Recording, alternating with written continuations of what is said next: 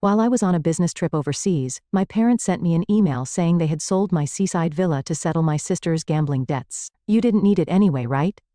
Without responding, I reported it to the police. But there was something they didn't know yet. When the real estate agent called them, standing on the veranda of the seaside villa, I gripped my phone tightly. The screen flashed with the words, "Dad." Anger swirled deep within my chest. "You went ahead and did whatever you wanted, didn't you?" I said, my voice trembling. On the other end of the line, I could hear the breathing of my father, Daniel. "Margaret, I thought you'd understand. Diana needs money. If we don't pay off the debt, well, it's only natural for family to help each other." At his words, I let out a bitter smile. The usual family card? I am Margaret Moore. My parents, who adored my 2 years younger sister Diana, had always been like this. My earliest memory was of my 5th birthday. I was overjoyed when my parents gifted me the red bicycle I had been dreaming of, but that happiness didn't last long.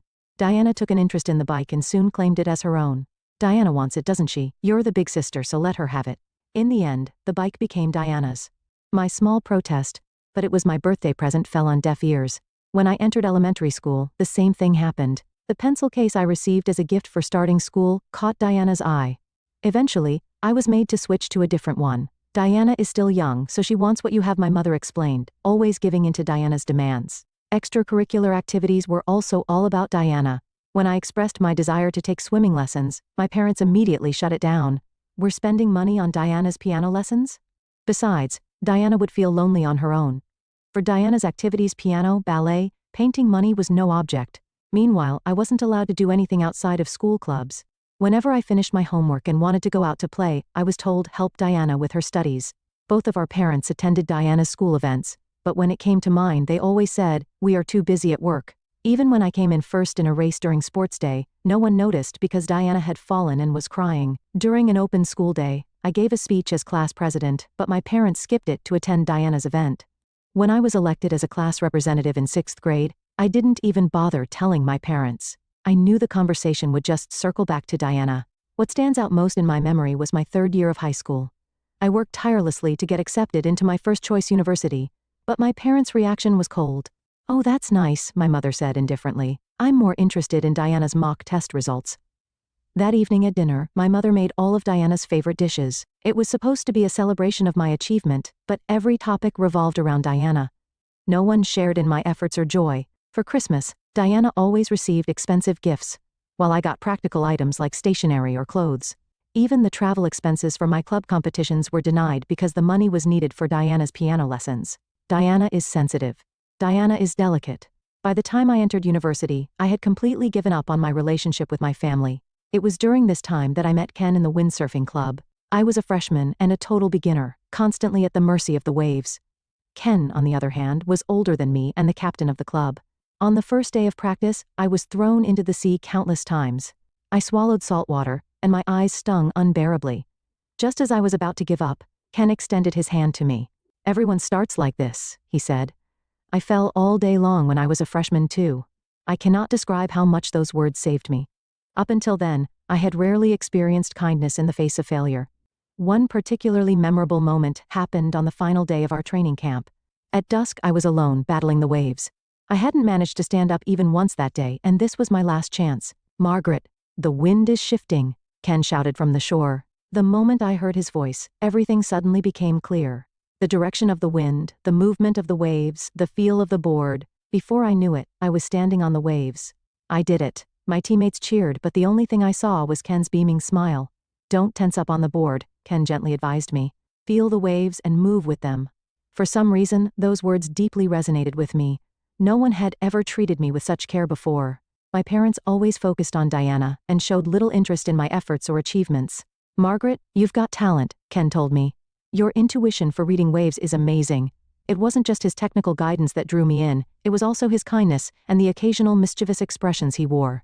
A few months later, we started dating. When I graduated from university, we decided to turn our passion for marine sports into a business and started an import company. The people around us were against it. My parents, in particular, strongly opposed the idea. We worked tirelessly to raise the startup capital. I juggled part-time jobs, while Ken borrowed money from his family. Our first office was a small apartment 30 minutes on foot from the nearest station. All the furniture, desks, cabinets was second-hand. "This is our starting line," Ken said with a laugh, and I laughed with him. Finding business partners was far more challenging than we had imagined. You're too young. You have no track record. We were rejected time and time again, but we refused to give up. We attended marine sports tournaments, built relationships with athletes, and gradually earned their trust. Our turning point came when we met a small manufacturer in Australia. They had also just started their business and were looking to expand into the US market.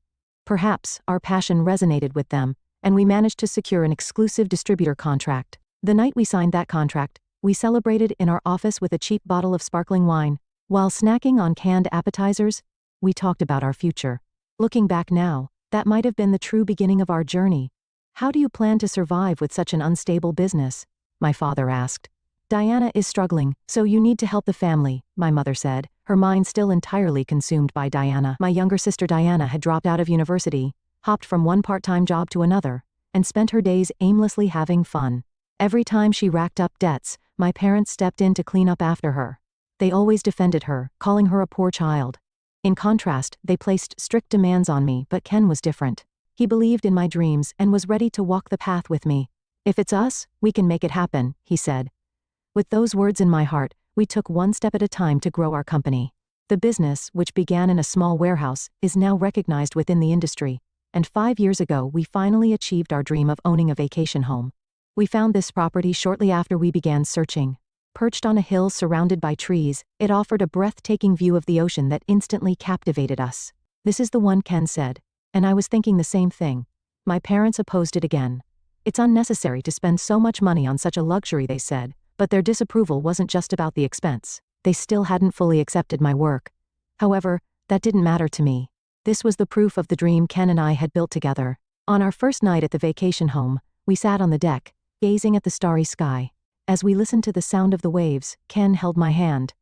Margaret, let's grow old together here. Those words still warm my heart today, but everything started to crumble with a single phone call from my father. It was the morning of the second day after I returned from a business trip to Southeast Asia. I was visiting the vacation home. Margaret, I need to talk to you, my father said, his tone carrying a hint of forced confidence. Did something happen? I asked casually. At that moment, I had no idea I was about to be pulled back to harsh reality in such a way. It's about your vacation home, my father began. His words immediately gave me a sense of unease. The vacation home? What about it? I've already sold it. The ownership transfer will take place next month. For a moment, I couldn't grasp the meaning of his words. Sale? Transfer?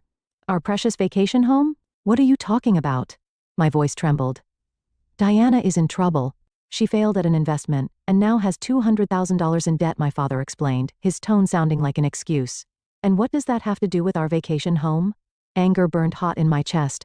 Margaret, I thought you'd understand. Diana needs money. If we don't help the collectors, you went ahead and did whatever you wanted, didn't you? I said in an icy voice. My grip on the balcony railing tightened. You barely even use the vacation home, my father said, his tone growing more forceful. Diana's life is at stake. Is a vacation home you rarely use more important than your sister's life? That's Diana's problem, I replied, struggling to keep my trembling voice steady. To sell the vacation home without our consent? How did you even manage to proceed with the sale? I sensed a moment of hesitation in my father's response. I had your signatures, and the documents were already prepared. You forged them. My heart pounded as the gravity of my parents' actions began to sink in. Margaret, listen to me. Diana isn't at fault, she was just tricked. No. This is a crime. An unauthorized sale is fraud. My voice was cold. I'm contacting the police. I heard my father gasp on the other end of the line. The police? Don't be ridiculous. How can you bring a family matter outside? No. This isn't just a family matter. It's a crime, I said firmly, gripping the railing tighter. Dad, Mom, it's time you stopped cleaning up Diana's messes. Before we stretched the vacation home that Ken and I had worked so hard to save for over the years, it was the place where we dreamed, windsurfed, and gazed at the stars while sharing our hopes for the future. Margaret, we're family, aren't we? Helping each other is what family does, my father pleaded, his voice shifting to a tone of desperation. Yes, we're family, I said, letting out a deep sigh, and that's why I have to report you and Mom for fraud. As I ended the call, only the sound of the waves remained in the air. The salty breeze cooled my flushed cheeks. I couldn't believe my parents had sunk this low. Their twisted devotion to Diana had finally crossed an unforgivable line. Perhaps in part, I was to blame for not stopping them sooner. But enough was enough. I slipped my phone into my pocket and returned inside the vacation home. An hour later, my phone rang again. This time it was Ken. Margaret, are you okay? Hearing his voice, I felt a little calmer. Yes, I just finished talking to my father. I got a call from the potential buyer, Ken said, his voice steady. It turns out they're one of my younger friends from university. When I explained the situation, they understood immediately. The sale has been called off. I let out a deep sigh of relief. At least that was one problem solved. Thank you, Ken. I also heard from the police. They found the forged documents your parents used. His words made my chest tighten. How far are you willing to fall, Dad and Mom? Ken arrived at the vacation home later that evening. Even in the middle of his workday, he had come to check on me out of concern. Are you okay? He asked, his gentle voice bringing me a much-needed sense of comfort. Ken gently embraced me. Within his arms, the tears I had been holding back finally spilled over. Why? Why would they do this? Do they think they can do anything as long as it's for Diana? Margaret. Ken stroked my hair as he spoke softly. You've done nothing wrong. In fact, I'm proud of you for standing your ground. Those words soaked into my heart. The following day, the police launched a full-scale investigation. My parents were subjected to questioning on charges of attempted fraud. My mother called me repeatedly, but I didn't answer. A week has passed since then. On the deck of the vacation home, we watched the sunset over the ocean. The sound of waves crashing against the shore quietly soothed my heart. I remember Ken said quietly, "The day we found this place." I remembered too. The day we toured the property, we decided on the spot. Though the house was old, fixing it up became part of our memories. We repainted the railings, replaced the floorboards, and renovated the kitchen. Every bit of work was done by the two of us. Sometimes we argued, but even those moments now feel nostalgic. Margaret, Ken said, holding my hand. We're in this together. Whatever challenges come our way, we'll face them as a team. I nodded. My relationship with my parents may never return to what it once was, but that's okay. This is our life, our choices, and this seaside vacation home is the proof of our love. Meanwhile, the police investigation progressed steadily. As it unfolded, more details about my parents' actions came to light. They had known from the beginning that the property was jointly owned by Ken and me, yet they proceeded with the sale anyway. The forgery of documents was carefully planned. It was revealed that during their explanation to the prospective buyer, they provided false information. They had been preparing for this for 3 months. First, they forged my signature, then they skillfully imitated Ken's signature to falsify the agreement of sale. To the real estate agent, they lied, saying our daughter and her partner are being relocated overseas and can no longer manage the property. The most shocking revelation was that my mother had spread rumors in the neighborhood. She claimed Margaret and her husband racked up debts and are forcing us to clean up after them. She was willing to tarnish her own daughter's reputation just to protect Diana. Diana got involved in a fraudulent investment scheme, my mother reportedly confessed tearfully during the police questioning. It was supposed to be just $10,000 at first, but before we knew it, it had become $200,000. My parents had drained their savings and sold off land to cover the debt. Even that wasn't enough, so they tried to sell our vacation home to make up the difference. Diana isn't to blame, my mother insisted during questioning. She was just tricked. She's not as smart as Margaret. It was said that even the officer conducting the interrogation was left speechless by her words. My emotions were complicated. I could hardly believe my own parents had resorted to such actions. Then one day Diana contacted me. How could you do this, sis? Turning our parents over to the police is cruel. Her victim mentality was as present as ever. I responded calmly. Diana, do you realize they tried to sell the vacation home, Ken, and I cherished just to cover your debt? That's a crime. But we're family, aren't we? I'm really struggling here. It's time you started taking responsibility for your actions. I'm done cleaning up after you. After hanging up, an overwhelming fatigue washed over me. Since childhood, Diana had been coddled by our parents. While I studied diligently and worked hard at my job, Diana lived recklessly, relying on our parents to bail her out every time she failed. I'd lost count of how many times Diana had racked up debt. It started with a student loan during her one stone year of college. Initially, it was a small amount, $3,000 from a consumer finance company. Her reason? To go shopping for luxury brands with friends? Instead of scolding her, my parents excused her behavior, saying, "She's just a young girl, it can't be helped," and paid off the debt immediately. 2 months later, we discovered she had misused her tuition money. It had been spent on trips with friends and new clothes. My father dipped into his savings to cover the $30,000 shortfall. Diana lacks life experience, they said. It's natural she doesn't understand the value of money. Rather than reprimand her, my parents defended her with excuses. In her 3rd year, Diana abruptly announced she was dropping out of college. Her reason? I can't keep up with the classes. Shortly after, she began working part-time at a restaurant. There she started dating a customer. Eventually, he introduced her to an investment scheme, and she lost $38,000.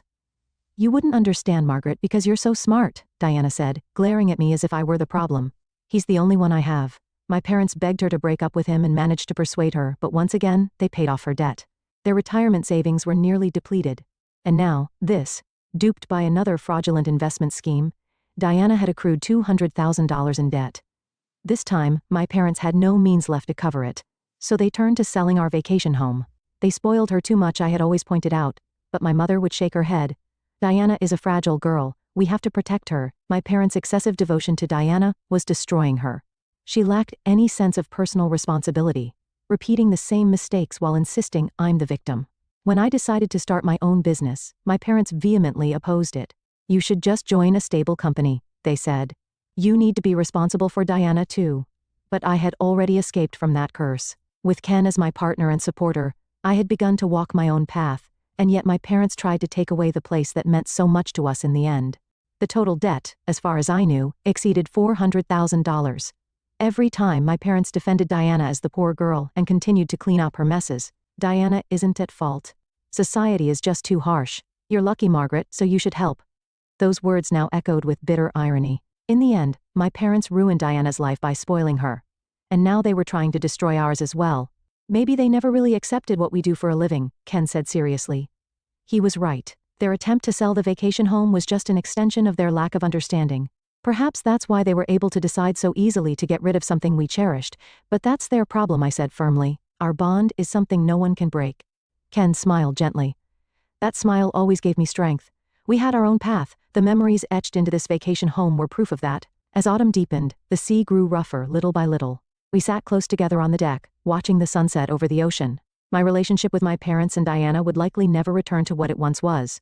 But that was my choice. The final report from the police arrived with the onset of winter. My parents were prosecuted and received a suspended sentence. I discarded their apology letters without reading them. Sometimes forgiving only enables the repetition of wrongdoing. That was a lesson I had learned. A year has passed since then. According to a neighbor who spoke to my mother's friend, my parents are still struggling to repay their debts. After the fraudulent sale of the vacation home was exposed, my father had to resign from his job. My mother now juggles part-time jobs, early mornings at a warehouse, packing at a food factory during the day, and working the register at our supermarket at night. I heard the Moores are having a tough time. I overheard a housewife gossiping near the supermarket register where my mother worked. She has lost so much weight. Their family home has already been sold. And my parents and Diana now live in a cheap apartment on the outskirts of town. Their retirement savings and all their funds were depleted, and they took on more debt to pay off Diana's. Margaret, can't you help your parents? Relatives called me multiple times with the same question, and every time I gave the same answer, they'll have to solve their problems on their own. Diana hasn't changed. She met a man at a nightclub and is now considering another investment scheme. This time, it's foolproof. I'm definitely going to make money. When my parents tried to stop her, Diana lashed out. I'm struggling, and you're acting like Margaret so cold-hearted. Just help me. But my parents no longer had the means to support Diana. They were barely managing to keep up with monthly repayments. My father had taken on a night security job, working weekends without a break. My mother spent her days scouring supermarket sales for discounted items. She can't afford to be picky, neighbors would say, though she was once seen crying alone on the roadside late at night. Diana, angry at being abandoned by my parents, directed all her fury toward me. This is all your fault, sis. Reporting them to the police ruined everything. We could have solved it all just by selling that stupid vacation home. One day I ran into my mother at the supermarket. She was unrecognizable, her hair now white, her back hunched. When our eyes met, she hurried away, avoiding me. Her shopping basket was filled with soon-to-expire discounted food items. My father, meanwhile, reportedly collapsed during his late-night security shift. The diagnosis was overwork. Still, he returned to work without rest, knowing that if they fell behind on payments, the collection calls would never stop. At the end of the year, I received an email from Diana. Margaret, lend me $50,000. I promise I can turn everything around with it. She had maxed out her consumer loans, her credit cards were unusable, there was no one left, friends or acquaintances she could borrow from. Cornered, Diana was turning to me for help. I didn't reply. Instead, I sent my parents information on counseling and debt relief services. That was the most I could do for them now. Why didn't we realize what was happening before it got this bad?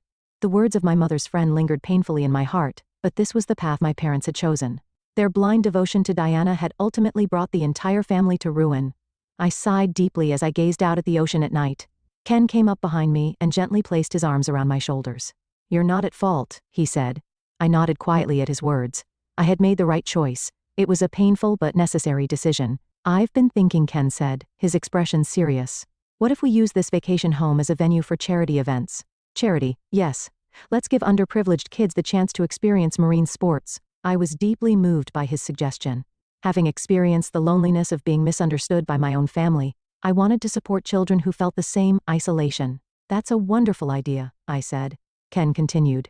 Your parents saw this place as nothing more than a piece of real estate, but to us, it's a place of dreams. If we could share that dream with others. I took his hand in mine. Ken always understood the deepest corners of my heart. Let's do it, I said with determination. We changed into our wetsuits. Riding the waves, I felt a pure sense of happiness. Yes, my relationship with my biological family was lost, but I had chosen my path, and that choice wasn't a mistake. Listening to the sound of the waves, we looked toward the future. This vacation home will continue to nurture our dreams, and now it will also become a place of hope for others pursuing dreams of their own.